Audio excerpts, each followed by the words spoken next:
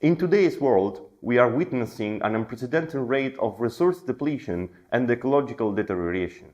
Our society's consumption patterns are unsustainable, driven by a linear economy that emphasizes the take, make, dispose model.